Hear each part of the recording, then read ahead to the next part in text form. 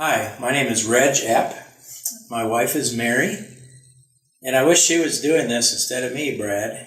No, that's not what I was supposed to say. Mary and I have 3 grown children and 2 grandsons now, and we live in Nampa. We joined MAF in 1985. Our first assignment was on loan to Flying Mission in Botswana. We were there for 13 years until 1999, and then after that on maintenance staff in Redlands until 2006 when MAF moved up here to Nampa. In 2011, Mary and I felt called to join the team in Tarakan, East Kalimantan, and we were there for 4 years, returning to Nampa about a year ago. Our theme for this day of prayer is Abide. And when Brad Westham asked me to prepare something to say, he gave me this verse from John 15:5. I am the vine, you are the branches. If a man remains in me and I in him, he will bear much fruit. Apart from me, you can do nothing. This version says, if a man remains in me. Other versions say, if a man abides in me. What does abide mean to me? Somehow the word abide reminds me of the word rest. When I was in flight training, instructors would often say something like this, let's go, I don't want to go where you plan to go, let's go somewhere else. And they'd hold up a map and say, yeah, let's go over here. And it was up to the pilot to try to figure out how to get to where we hadn't actually planned to go. And course deviations are pretty common in training.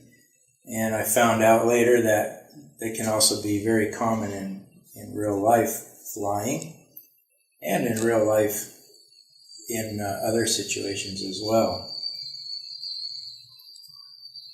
During the early days of flight training, I didn't always know where I was, especially the first week.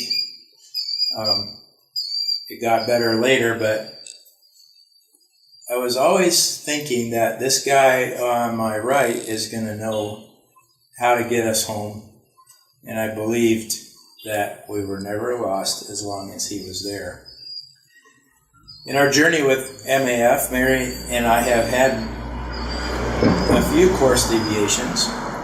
In 99, we had planned to head for East DRC, Democratic Republic of Congo. That summer, our youngest child, Jason, he was 11 and was diagnosed with a malignant brain tumor. Our plans for Congo didn't materialize then. During that time, a friend offered me the comment, well, God is in control. Sometimes that was very difficult for me to see and hard to believe.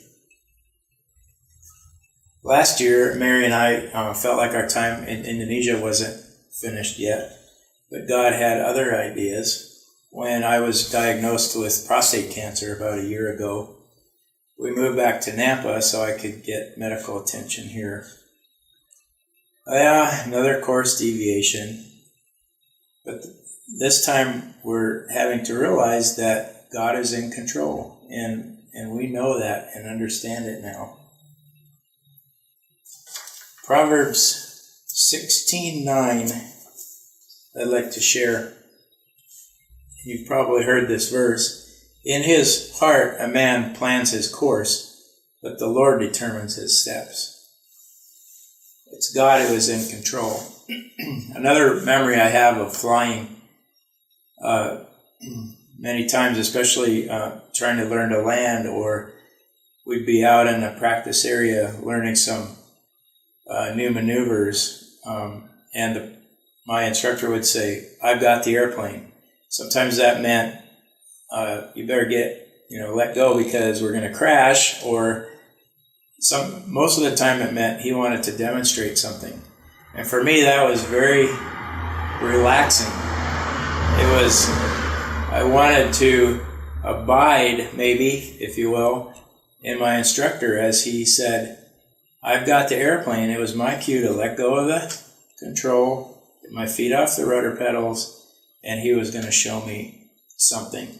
And to me, that was extremely restful. And I just wanted to use that as an illustration. Abiding in Christ, what does that look like to you?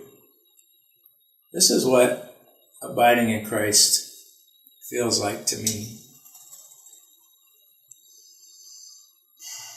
Yeah.